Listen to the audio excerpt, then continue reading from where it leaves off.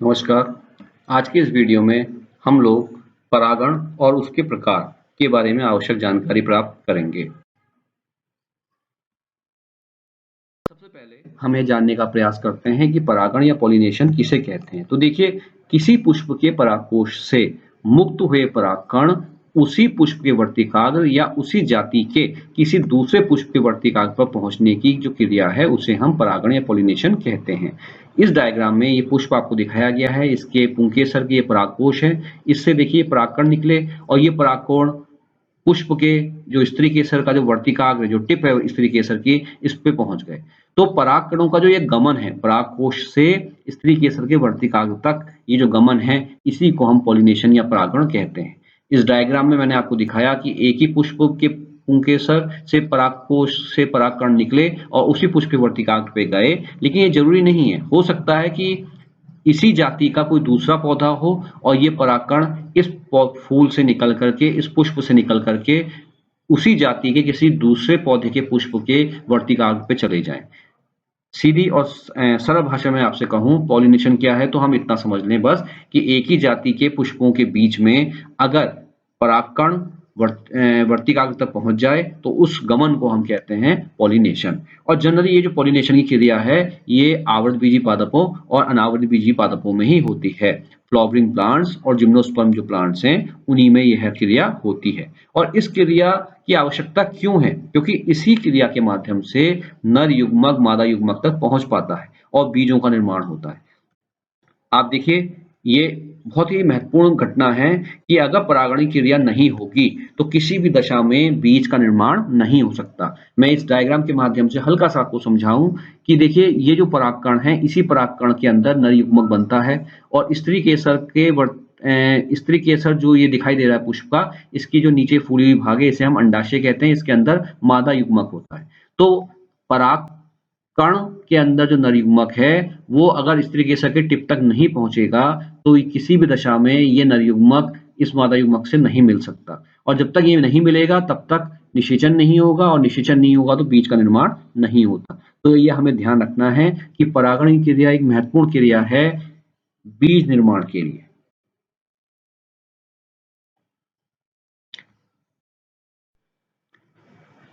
अब हम बात करते हैं कि परागण क्रिया कितने प्रकार की होती है। तो देखिए, परागण क्रिया 3 प्रकार की होती है। पहला स्वपरागण जिसे हम सेल्फ पॉलिनेशन कहते हैं, दूसरा गिटेनोगेमी और तीसरा क्रॉस पॉलिनेशन या जिसे हम परपरागण कहते हैं।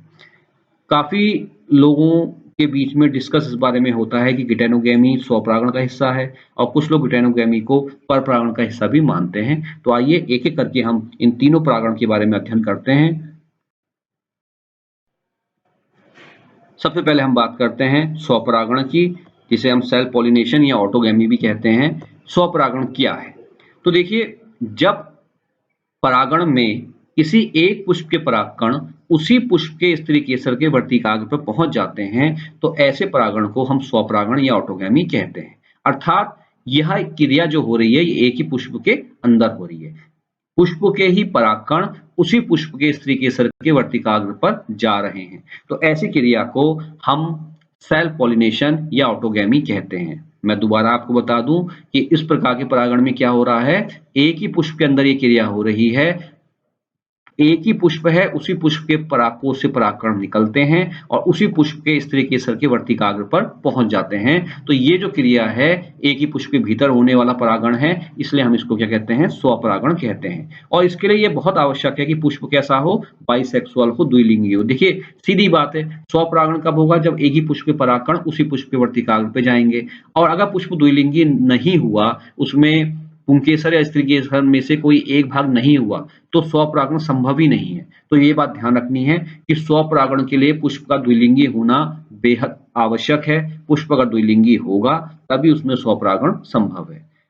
मटर, गेहूं, आलू ये इसके कुछ एग्जाम्पल्स हैं जिसमें स्वपरागणी क्रिया देखने को मिलती है। अब हम बात करते हैं परागण के दूसरे प्रकार की, जिसको हम गिटेनोगेमी कहते हैं। तो गिटेनोगेमी क्या है? देखिए, जब किसी पुष्प के परागकण उसी पौधे के किसी दूसरे पुष्प के स्त्री केसर के वर्तिकाग्र पर पहुंचते हैं, तो ऐसी क्रिया को हम गिटेनोगेमी कहते हैं। आप डायग्राम में देखिए, ये एक पौधा है, एक पौधे में आपके दो पुष्प लगे हैं। अब इसमें पहले पुष्प जो है, इसके ये पुंकेसर आपको दिखाई दे रहे हैं, जिसके परागकोश से परागकण निकले और ये परागकण पहुंचे दूसरे पुष्प में। अब देखिए, ये दूसरा पुष्प है, इसकी ये स्त्री केसर का ये वर्तिकाग्र है, टिप है ये।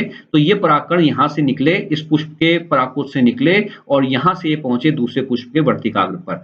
ये क्रिया एक ही पौधे के दो पुष्पों के बीच में हो रही है। ये ध्यान रखिएगा, एक ही पौधे के दो पुष्पों के बीच में अगर क्रिया हो परागकण के गमन की, तो इसको हम कहते हैं गिटेनोगेमी। अब कुछ लोग इसे स्वपरागण का हिस्सा मानते हैं।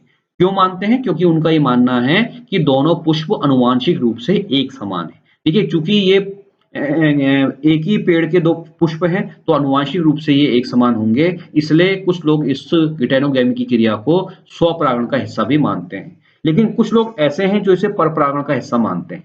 वो ये कहते हैं कि कार्यकी के आधार पर अगर आप इसको देखें तो ये परपरागण का हिस्सा है। क्योंकि स्वपरागण किसको कहते हैं? स्वपरागण में आपने पढ़ा कि जब एक ही पुष्प के अंदर परागकण परागकोश से निकल के वर्तिकाग्र में पहुंच जाएं, तो उसे स्वपरागण कहते हैं, एक ही पुष्प के अंदर यदि क्रिया हो। लेकिन यहाँ पे ये क्रिया दो पुष्पों के बीच में हो रही है, तो इसलिए परपरागण का हिस्सा है। लेकिन चूंकि पौधा एक ही है, दोनों पुष्प आनुवांशिक रूप से एक समान है, इसलिए इसे कुछ लोग स्वपरागण का हिस्सा भी मानते हैं। अब इसके एग्जाम्पल देख लीजिए, मक्का, नारियल, अरंडी, ये जो पौधे हैं, इनमें गिटेनोगेमी देखने को मिलती है। और अब हम बात करते हैं परागण के तीसरे प्रकार की, जिसको हम क्रॉस पॉलिनेशन या परपरागण भी कहते हैं। इसको एलोगेमी या ज़ेनोगेमी के नाम से भी हम जानते हैं। अब क्या है ये परपरागण? जब किसी पुष्प के परागकण उसी जाति के किसी दूसरे पौधे के पुष्प के स्त्री केसर के वर्तिकाग्र पर पहुंचते हैं, तो ऐसे परागण को हम परपरागण कहते हैं। देखिए, डायग्राम से आप देखिए, ये एक ही जाति के दो पौधे हैं, लेकिन पौधे अलग अलग हैं। यहाँ ये ध्यान दीजिएगा, पौधे आपके अलग अलग हैं, एक ही जाति के दो पौधे हैं।